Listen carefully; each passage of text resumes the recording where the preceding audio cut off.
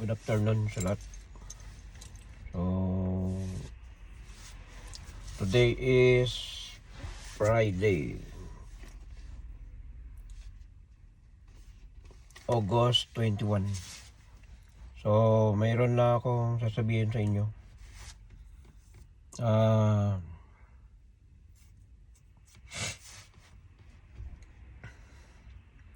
Prepared tayo sa digmaan na mangyayari. Kung napapansin natin ang mga nangyayari sa paligid,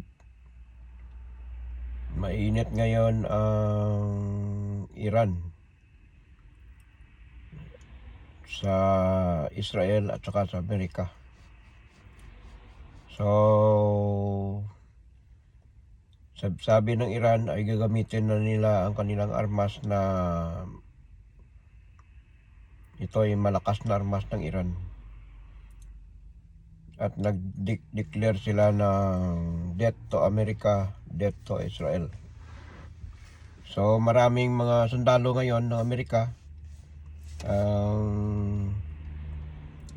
pinapadeploy sa Israel.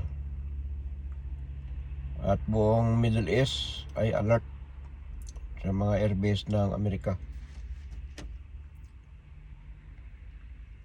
So si Putin ganun din.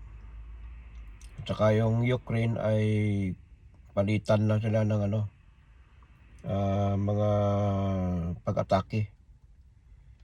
So World War III are waving. Ang France ay magpapadala ng tulong sa Ukraine para babanggain ang mga missiles ng galing North Korea. So mauwi ito sa nuclear. Ganon din sa Middle East. Ang sabi ni Trump ay all-out war sa Iran. So patuloy ang pag-airstrike. Araw-gabi, walang tigil ang airstrike ng Amerika sa Iran. So sabi ni Trump ay gagamitin niya na kung anong nangyari noong World War II. So ang mga tao ay pinapalikas. So baka ito ay mauwi sa nuclear bomb. At dito naman sa Asia ay mainit ang palitan ng Japan at saka Russia. Dahil sa nung World War II ay kinuha ng Russia ang teritoryo ng mga island dyan sa malapit sa Kamchatka. So hawak na ngayon ng Israel, ng Russia.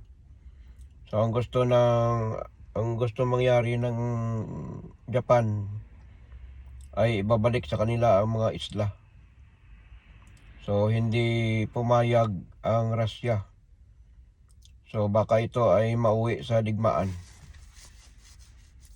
Dahil ang Russia ay ang kalyado niya ay North Korea at China. So prepared tayo, lalo na sa Asia. Baka sisiklab ang World War III. So ganun din ang Amerika ay nagpatayo ng EDCA site sa Palawan. Dahil preparasyon ito sa China. At silent lang ang pagpapadala ng Amerika ng mga armas. Dahil ito ay sa tensyon ng China, North Korea. Para sa pagsasaklulo kung sakali na lulusobin ng China ang Taiwan. So ang Taiwan ay naghahanda rin sa mga nag-drilling sila, practice. Dahil preparasyon nila sa laban sa China. So World War III are waving. So sabi ni Putin, ay mag-atake din siya sa tinatawag na atake siya sa north, sa western Europe. So abang-abang na lang tayo kung anong mangyayari. At dito sa Middle East ay mainit din ang Turkey. Lulusob din sila sa Israel. Pero ang isang Turkey ay kaalyado ng NATO. Pero ang Israel ay hindi kaalyado ng NATO. Kumbaga kaalyado lang ng Amerika. So matinding mangyayaring gira ito. Malapit na. Sabi ko sa inyo, baka itong year 2026 mag-umpisa ang gira. So sa Pilipinas ay naghanda din alerto ang Amerika ngayon. At pinalagan ito ng China dahil mag-testing ang amang hypersonic missiles ang Japan sa tinatawag na Australia. So palaki ng palaki ang mga tensyon sa buong mundo. Di ba sabi ko sa inyo na mayroong solar eclipse na nangyari August 12. So ito ay tinatawag na malawakang baha. Sabi ko sa inyo, basta itim ang araw, baha yan, grabe. So ang mga 4 elements ngayon, fire, water, earth, and ano pa ba hangin, wind, hangin, tubig, apoy, lupa. So yan ang 4 na elemento. Ang mga lindol sa buong mundo, sa buong ring of fire ay gumagalaw. After ng Venezuela, sumunod ang Colombia, sumunod na naman ang Indonesia. After ng Indonesia ay sumunod naman itong Peru. So paikot ang mga lindol. Dito sa New Zealand ay medyo light lang ang lindol, pero malakas din, 5.9 ng mga nangyayari sa mga ganon din dito sa tinatawag na Papua New Guinea. So delikado ito, baka ito ay mauwi sa pagsabog ng bulkan sa ilalim ng karagatan. So dito rin sa Banato Island, panay din ang lindol. Dito sa ibabaw dito sa North Island, mayroon din maliitang lindol lang. So at saka sa Pilipinas ay malawakang baha dahil may paparating itong mga bagyo ay nagmamarcha. 8 bagyo ito. So sana lang hindi sasabayan ng kapag may bagyo, may baha, malawakang baha na nangyari sa bansang Pilipinas. Hindi lamang sa bansang Pilipinas nangyari ang mga baha. Buong mundo nakaranas ng mga baha.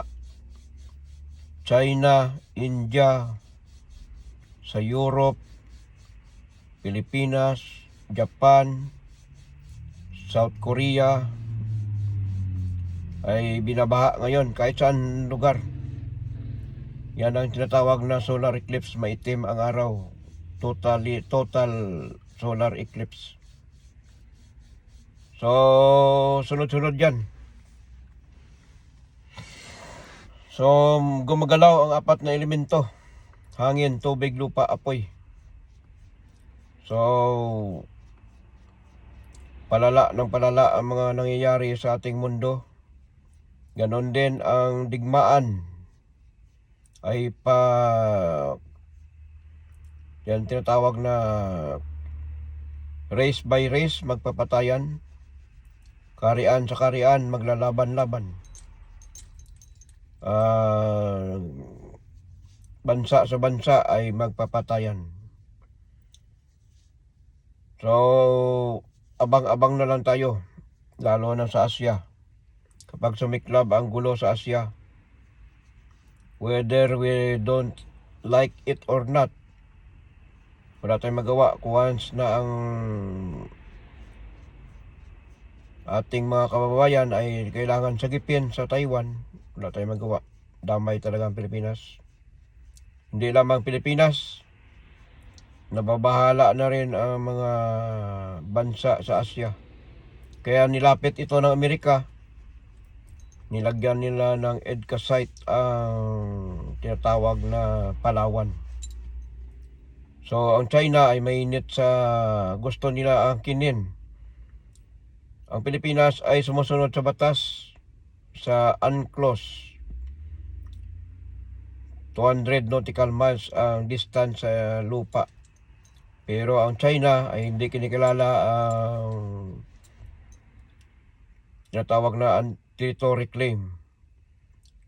Ang kanilang batas daw ay sakop daw ang Palawan, sakop daw ang Batanes, sakop daw ang Carbon Shore, Red Bank, Pag-asa, lahat daw na West Philippine Sea, sa kanila daw yan. So maling-mali. Kaya ang kalikasan ay patuloy naghahasik ng matinding pagbaha sa China. So galit ang kalikasan sa China. So ang lindol ay paikot sa Ring of Fire. Kahit wala sa nakaline sa Ring of Fire, ay madadaanan ito ang mga lindol. Ang mga bansa, China, Nepal, India, Sri Lanka, Malaysia, Indonesia, Brunei, ano pa ba ibang mga bansa, kasi hindi ko kabisado ang pangalan ng buong mundo ng mga bansa. So Asia, Western, Middle East, at Antarctic, Atlantic, ay lahat, all around the world ay madadanan ng lindol. Walang tigil ito. So ang kalikasan ay maglilinis na. Aalisin ang mga dumi, aalisin ang lahat ng mga kalat. At ang mga bansa na hindi kumikilala sa ating mahal na Panginoong Hesus, at ang bansa na hindi kumikilala sa ating mahal na Birheng Mariang Ina, ay at gumagawa ng mga di maganda, patuloy sa mga material na bagay. Kaya lahat ng mga mayayaman na bansa, sila daw ang may-ari ng mga langis, pero hindi nila alam kung sino ang tunay na may-ari ng mga langis sa buong mundo. Tanging Pilipinas lamang ang nagmamay-ari ng mga langis sa buong mundo. So itong nangyayari mga digmaan, konektado ito sa mga langis. Magkakaubusan ng supply ng langis. Dahil siyempre sinusunog sa gira. So mag-stop ang mga pagsisip-sip ng langis. So maghahanap yan ng daanan na tuburan ang mga langis. So dito lang ang Pilipinas ay hindi pa nabuksan. Ito ay dandahan na binubuksan. So kapag wala ng langis, stop na naman ang gira. Pero hindi lamang ito ang ating paghandaan. Mayroon pang magaganap na 3 days of darkness. Pero hindi natin masabi kung kailan. Anong araw, anong taon, anong buwan, anong oras. At ang mga nangyayari ngayon ay puro bagyo. Asya, bagyo. Baha. nagmamarcha, bagyo nagmamarcha. So sana lang hindi maghalo ang lindol, baha at saka bagyo. At nakakaawa din ang mga tao sa Middle East na mga nawalan ng tirahan, walang bahay, mga bata, kawawa mga bata.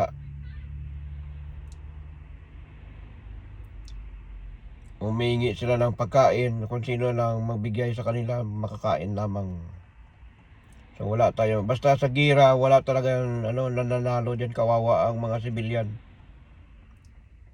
So dahil ito sa gawa ng mga tao, ang kalikasan ay lalong sumasabay sa mga bansa na hindi kumikilala sa ating mahal na Panginoong Hesus. Lagi kong sinasabi sa inyo, repent in God and believe in God. Magbalik loob na tayo sa ating mahal na Panginoong Hesus. Hindi pa uli ang lahat. Dahil ang kalikasan ngayon sa buong mundo ay maniningil. So marami pa tayong paghandaan, lalo na dyan sa Pilipinas. Hanggat walang pagkakaisa, walang pagmamahalan, ang kapwa Pilipino patuloy pa rin siraan, patuloy pa rin pag-away-away, pagwatak-watak. Lalo na ingatan natin ang mga bata ngayon dahil yan ang ginagamit ng satanism. Dati hindi nangyayari ang mga barilan yan sa loob ng eskwelahan, ngayon may nangyayari na. So hindi naman natin sabihin na weak ang pamumuno ni PBBM. Ang si PBBM marami siyang trabaho. Ang trabaho ng mga pulis dapat pulis, NBI o kaya sa ating mga barangay, dapat yan mag-implement sa mga kung saan may mga eskwelahan, mga munisipyo. Dahil kaya nga mayroon tayong barangay, mayroong munisipyo, andyan yung pulis, andyan yung mga nagbabantay sa mga tinatawag ng mga droga.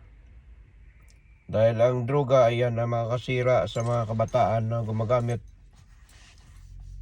So sunod-sunod ng mga kasi itong may nakita kasi ako ng mga alos kabataan ay naglalaro ng Roblox. So dapat yung Roblox na yan ay iban yan dahil satanism yan. So marami pa mga mangyayari. Ako hindi nananakot sa inyo pero sinasabi ko na totoo. Minsan lang ako magsasalita. So mauwi ito sa nuclear. Ang gira na mangyari sa Western, sa Russia. At siyempre hindi pababayaan ng Amerika ang NATO allies. So sa ang China nagmamayabang ng kanilang missiles na 100 warhead daw, pero ang Western, British, lalo na yung British, ay gumawa sila ng missiles na 250 warhead. Lilipad ang missiles, tapos sasabog sa ibabaw. Pagsabog sa ibabaw, yung mga warhead hindi na ma-intercept. Yan lang babagsak sa mga lugar. So dito sa Ukraine, modern ang kanilang mga nilalagyan ng mga pangpasabog, mga suicide drone. So ito ay magsusupply din sa Pilipinas. At saka mga drone, na mga malalaking drone. Dahil ang drone kasi bihira lang ma-detect yan sa mga detector ng mga missiles dahil wala siyang apoy. Ito ay makina, motor lamang na lumilipad. So hindi ko lang alam sa China kung anong kanilang So ang China kasi pang business lang yan, pero once na sa digmaan, wala pa silang napatutunayan na sila ay malalakas.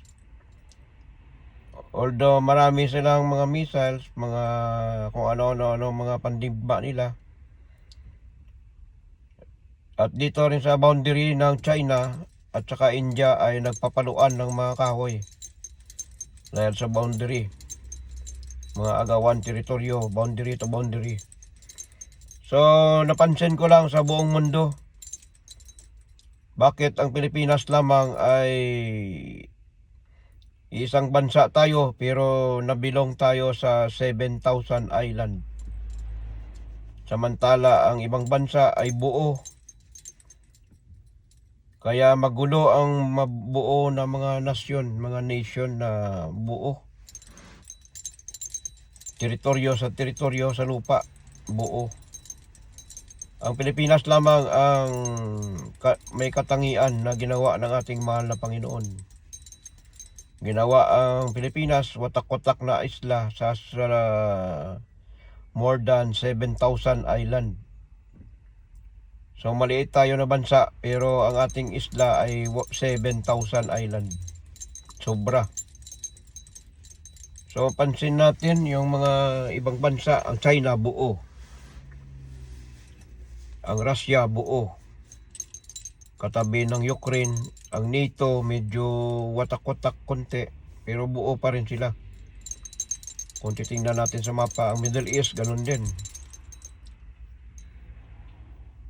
So marami talaga. Ang pagkakaiba lang talaga, ang Pilipinas ang pinaka special place sa all around the world. Special place na ginawa ng ating mahal na Panginoon. Maliit na bansa pero nahihirapan sila na sakupin ang bansang Pilipinas. Nahirapan noon ang mga mananakop noong unang panahon. Although makuha nila ang Luzon, for example, paano yung sa Visayas? Paano sa Mindanao? At saka paano yung mga ibang isla? So diyan natatalo ang mga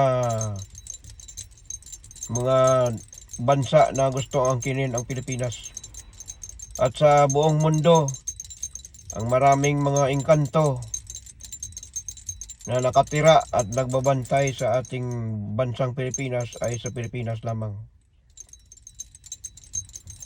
Diyan ang maraming mga engkanto. May mga engkanto ng mga nilalang na nagbabantay sa karagatan, nagbabantay sa kalupaan, nagbabantay sa mga kakauyan, nagbabantay sa kahawaan. Ang Pilipinas ay ito ay gindisenyo talaga ng Panginoon. Maliit na bansa pero mahirap sakupin. Although noon medyo kulang tayo sa mga armas pangdigma. Kung napatuloy na sana ang ginawa ng ating dating Pangulong Ferdinand Edralin Marcos. Sa Asia, tayo ang pinakauna na may moderno na mga armas na kagamitan. Mayroon tayong bombong missiles noon. May artillery missiles tayo noon. At moderno noon ang Pilipinas. So siguro baka lamangan pa natin yung ngayon kung nagpapatuloy lang. Kaso wala, sinira lang ng mga Aquino. Binaliktad ang sitwasyon na si Marcos daw ay magnanakaw. Pero ang totoo, alam ng buong bansa sa buong mundo na 172 country ang tinulungan ng ating Ferdinand Edralin Marcos Sr. Nung hindi pa siya presidente noon. Ito ay during World War II. Nandoon si Dr. Rizal sa Vatican. So nakiusap ang Vatican na huwag sakupin ang Vatican dahil ito ay sagradong bansa at saka sagradong lugar ito. Huwag niyo sakupin. Dahil ito ay masisira ang kanilang yun tinatawag yan. Yan kasi ang ng mga king and queen noon. So, ang pinoproteksyonan talaga nila ng Vatican ay itong mga gold. Baka pag nakuha ni Hitler ay mananakaw ang mga gold. Kaya ito ay kinausap si Dr. Rizal na maghanap ng lawyer na gagawa ng mga dokumento, at ito ang dadalhin, ang sabi utos ng Vatican ay itago ang mga gold, ipakalat sa buong mundo para hindi ito mabawi o makuha ng mga nais sakupin ng Japan at saka ni Hitler ang mga bansa noon. Kaya itong mga gold na ninakaw ni Hitler at saka ni Yamashita during World War II na galing sa mga Italyano. Iba naman yon ang mga gold na sa Italyano noon. Itong gold sa Vatican ay hindi ko lang matatandaan kung ilang thousand tons ito. Pero itong gold na ito ay sinet up ni Dr. Rizal. So naghanap si Dr. Rizal na the best na lawyer. So nabalitaan ito si Ferdinand Edralin Marcos Sr. So kinuha si Edralin Marcos Sr., si Ferdinand Edralin Marcos Sr., dinala sa Vatican. At sabi ng Vatican, ikaw Dr. Rizal, dalhin mo ang gold, maghanap ka ng lawyer, nalagyan ng mga pangalan ang mga gold na ito. So sinet up ni Dr. Rizal at saka ni Marcos Sr. itong mga gold. Kaya ito ay inilagay sa Swift Bank sa London, mayroon dyan 100, ilan to? Kalimutan ko na kung ilang tons. 130,000 tons nandyan sa London ngayon. So record nito is 2024. So marami din sa World Bank, Swift Bank, IMF, at saka sa 172 bank sa all around the world. Ang China may utang sa Pilipinas kay Marcos Sr. So unahin ko muna yung sa Vatican na gold para maintindihan ng lahat. So nagputok ng pangalan ni Dr. Rizal na pinatay na siya sa Lonita. Pero ang namatay na Dr. Rizal, hindi yun tunay na Dr. Rizal. Isang bilanggo na kasing muka ni Dr. Rizal. At sabi, pagbarilin siya, wag magarap sa tao, ipatalikod bago barilin. So nung pumutok ng pangalan ni Dr. Rizal, namatay na. Kaya si Dr. Rizal ay tinago sa Vatican. Kaya ito ay pangalan ni si Padre Diaz nag-alias. So doon siya itinago at umalis na sa Vatican at hindi nalaman kung saan na. Pero ang tanging nakakaalam niyan, alam ni Marcos yan. Kung basta umalis lang, hindi natin alam kung ano nangyari. Sabi ng iba, namatay na dahil sa matanda na. Pero hindi yan namatay. Siyempre, hindi ordinaryo si Dr. Rizal na tao. Siya ay pangalawa sa ating mahal na Panginoong Hesus. Siya ang pumalit sa ating mahal na Panginoong Hesus. Kasi ang tapos ng history ng ating mahal na Panginoong Hesus, dahil sa pagpapako niya sa cross, namatay siya ng 3 araw at nabuhay. Pero ang ipinako sa cross ay hindi si Panginoong Hesus. Isang anyong tao lamang kamukha ng ating mahal na Panginoong Hesus. Magpapako sa cross, mamamatay pero mabubuhay. Diyan nagsimula. So during World War II, so ipinuslit nila nito kasi busy ang si Hitler at saka si Yamashita sa gira noon. Kasama sa Pilipinas, gira din. So itong mga gold ay dinala sa Singapore, yung iba diyan itinago. Ang iba diyan tinago sa Central Bank. So bumalik na si Ferdinand Edralin Marcos Sr., hindi pa siya presidente noon. Hindi pa siya presidente, pero siya ay treasure hunter talaga. So siya rin ang lawyer ng mga Yamasita. Tapos siya ang alam niya kung saan nakalibing ang mga gold. Kaya nung natalo ang Japan sa World War II sa Amerika, sa kay MacArthur, ay iniwan itong Pilipinas. Pero ang mga gold ay nakabaon sa bansang Pilipinas, sa mga tunnel. So, naging presidente si Marcos Sr. Noong nakaroon na siya ng power, ay ito hinukay ang mga gold. At lahat ng mga gold ay pinagukay ito at itinunaw. Bukod yung sa Vatican, bukod ang gold sa Vatican. Ang sa Vatican, yan ang kumakalat sa buong mundo ngayon. At saka sa World Bank, kita mo, open ang World Bank magpautang kay Marcos, kay PBBM ng mga, dahil ang gold ng Marcos ay 50 years. Sobra-sobra na ang interest. Kung lahat ng gold sa buong mundo ay balik sa Pilipinas, nako, nakakalula na pira. Quadrillion, hindi lang trillion. So ganun ka saludo, hangang-hanga ang mga tao, ang mga bansa sa buong mundo. Noong naging presidente si PBBM, iginalang nila, minahal nila si PBBM. Kung ano, dahil si PBBM ang tumulong sa lahat ng mga bansa na wasak noon sa World War II.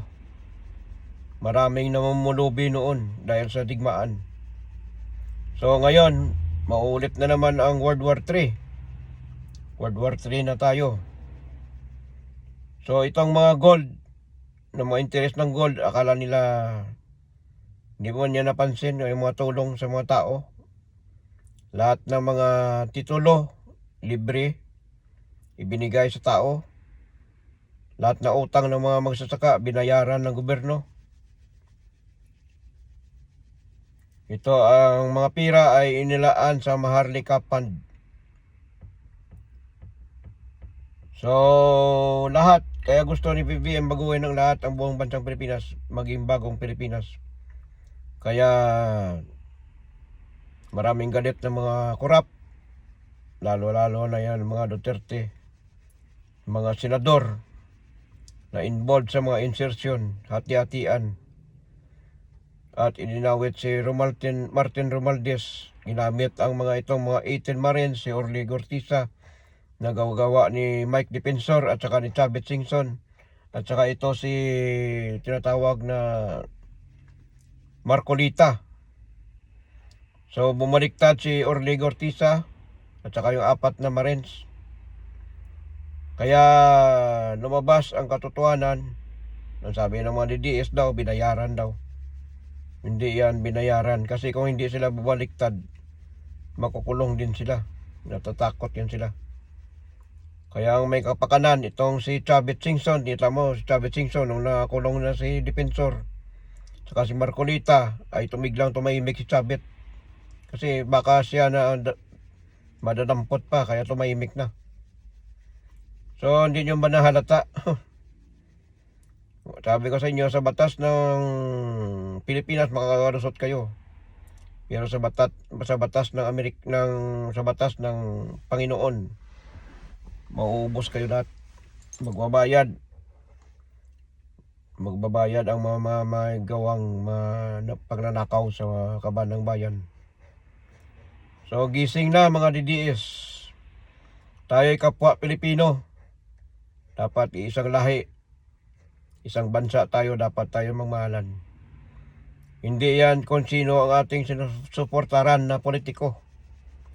kung kanino tayo nabilong ng mga politiko, ano man ang kulay natin, pula man, green man, pink or yellow tads, pink lawan o do dirty. Kaya pangalan pa lang do dirty, gagawa ka ng karumihan. So maraming mangyayari at hindi maging presidente si Sara Duterte. At wala nang makabalik sa Duterte na maging presidente. Si Pulong, si Baste, wala yan. Majority ang gusto ng mga tao. So marami tayong maabang-abangan talaga na mangyayari. Hindi lamang mga kalamidad. Dahil andyan na mismo, nakaukit na sa araw, naging dark. Nagkaroon ng solar eclipse. Ngayon, August 27, August 28 ay magkakaroon din ng lunar eclipse. Pero ito ay partial, hindi siya totally dark. So, another na naman.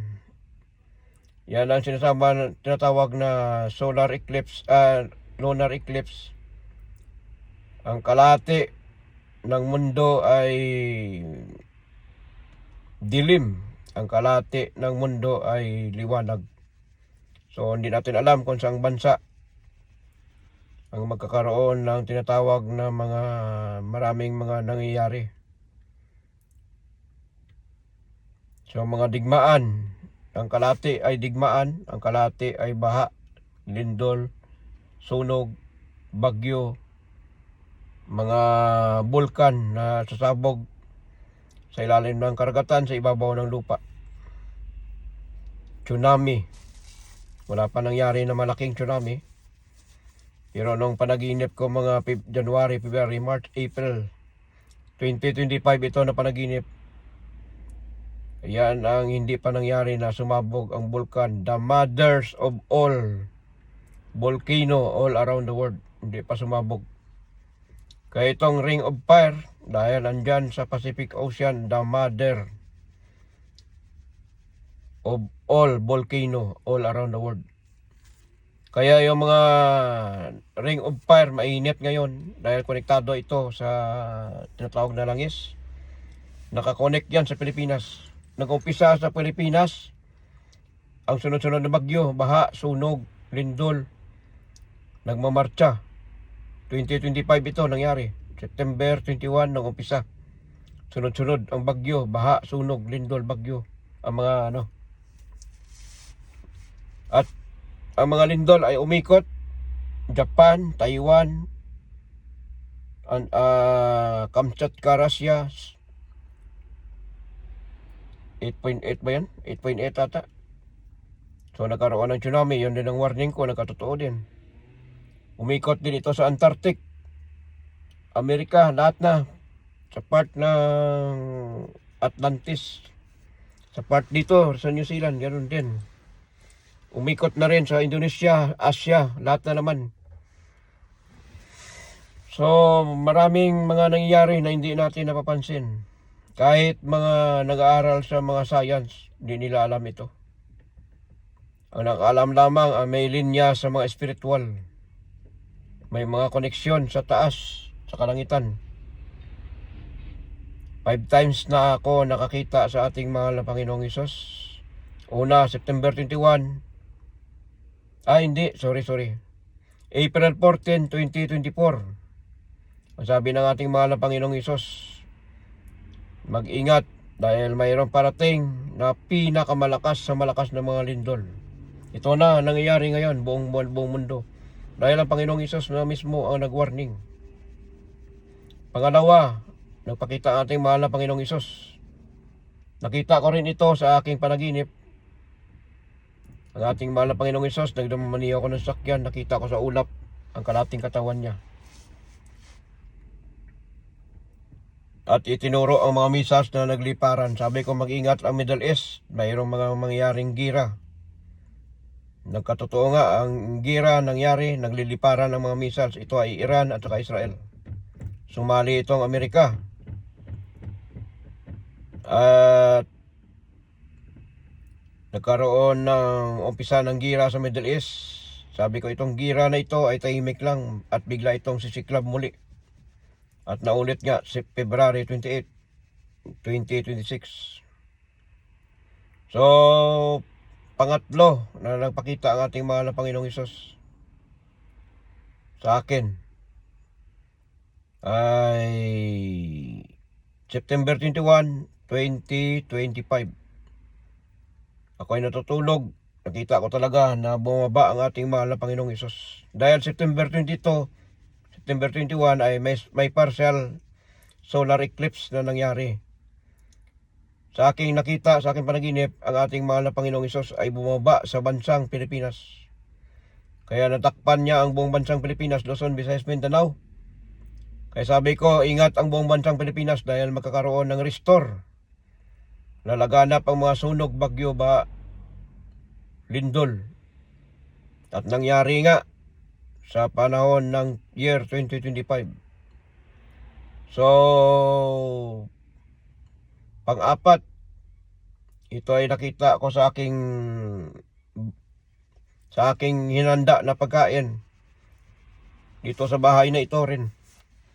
January 1, 2026. Mukha ng ating mahal na Panginoong Hesus na sa loob ng aking baunan.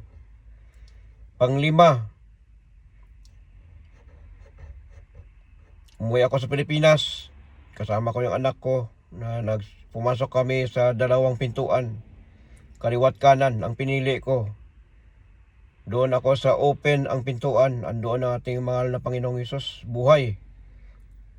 Nakaganon ang kanyang kamay. Ibig sabihin, ang warning niya, dapat manumbalik na ang mga tao sa atin pananampalataya. Higpitan ang pananampalataya dahil maraming mga tragedya na darating. At paglabas namin sa simbahan ng aking anak ay mayroong pintuan doon. Andoon si Haring David. Malaking tao nakita ko. At pinipigilan ako na huwag buksan ang pintuan dahil mayroon daw magagalit. Binuksan ko. Andoon si Haring David. Nakita ko. At pag alis na namin ng anak ko sa simbahan, mayroon ako nakita na tanaw na mayroong mga mangyayari. Sabi ko mayroong building na mataas na building sa city na walang lindol, walang bagyo, walang baha. Pero ito'y kumulaps. Nangyari nga sa Palawan, sa Pampanga. Itong building na naguho. Dahil sa substandard na building ay gumuho dahil sa bigat. Hindi kinaya ang bigat ng pundasyon. Ito ay bumigay. At marami akong nakita doon, mga baha at mga lindol. So after that, nagkaroon ng lindol sa Jensan. Nakita ko rin ito. Sabi ko, panay ang lindol sa South Cotabato. Maliitan. Kung naalala natin, year 2025 siguro ito. Maraming isda. Doon lumabas sa Kiamba. Kiamba ba yun? Sa Kiamba o sa Jensan. Maraming isda na halos hindi mo na kaya kunin ang isda sa umakyat sa lupa. Sabi ko, ito ay simbolo ng lindol na malakas na darating sa General Santos City at saka sa South Cotabato. Ang warning ko nagkatotoo rin. Kaya lahat ng aking warning, ang sinong maniwala o hindi man maniwala, nasa inyo. Hindi ako nanakot sa inyo, hindi ko kayo pinipersa. O hindi ko kayo, kaya ako nagawa ng video para makita din ng mga ibang tao. At malaman din ng ibang tao kung ano mga mangyayari na parating. So, may panaginip din ako na nandun ako sa, hindi ko lang alam kung saang planeta. Lumabas ang aking katawan, ang espiritu. Napunta ako sa, basta hindi ko masabi kung saan planeta ito. Sabi ko, nakita ko na to. Walang gravity, lumulutang ang mga sasakyan. Lumulutang ang mga eroplano na hindi naman gumagalaw. Basta lang lumulutang lahat. Nabaliktad parang yung nangyari sa mundo Parang ang mga sasakyan dapat sa lupa. Pero ang nangyari, bumaliktad eh. Hindi ko alam kung ano ibig sabihin yan. Yun pang na ano ko sa aking isipan, anong ibig sabihin na aking panaginip. So nakikita ko lang. Yun ang aking panaginip na sabi ko walang gravity. So ibig sabihin kung walang gravity, ang mundo ay mabilis umikot. At maraming mga babalik tayo sa unang panahon ng mga nangyayari. So hindi ko lang alam kung ito ba ilika ng tidal wave. Basta hindi ko maisabi. Hindi ko ma-explain sa inyo kung ano ibig sabihin ng aking panaginip. Basta walang gravity ang nangyari. Nagkabaliktaran. Parang lumilipad na yung baka ito ay tornado. Tornado siguro ito. Nagliliparan ng mga nakita basta lumutang lang sa babaw ng langit. Sasakyan, mga kung ano mga bagay-bagay. Kasi dilim ang buong paligid, nakita ko sa aking panaginip. Yun na nakita ko. Kasi kung tornado yan, pero bakit hindi gumagalaw ang paligid? Lumulutang lang mga sasakyan, mga kung ano, mga bagay-bagay. So, yun lang last ngayon. Wala pa akong panaginip na iba. So, God bless na lang sa inyong lahat kasi madilim na, malamig pa. So, dito sa New Zealand, hopefully, dito sa amin, medyo may naramdaman akong lindol pero hindi man gaano lakas. Light lang, natural lang yan. Pero, ang aking North Island talaga, delikado. North Island. Pero dito sa, hindi ko lang alam sa Kaikoura o Christchurch o maulit-ulit ng lindol. Pero, alert lang tayo, handa lang. So, God bless sa inyong lahat at ako ay magpapaalam na. So, i-upload ko ito sa aking TikTok, Rollin, sa aking YouTube channel, basta tingnan nyo na lang. At saka sa aking Facebook, dalawang Facebook ko, i-upload ko ito. So dito lang, marami pa sana akong dapat sabihin pero out of time na ako. Kasi mahirap mag-upload pag lampas ng 1 hour. So maraming salamat at God bless sa inyong lahat. Enjoy your weekend and see you on the next video. Thank you. Have a nice day. Bye.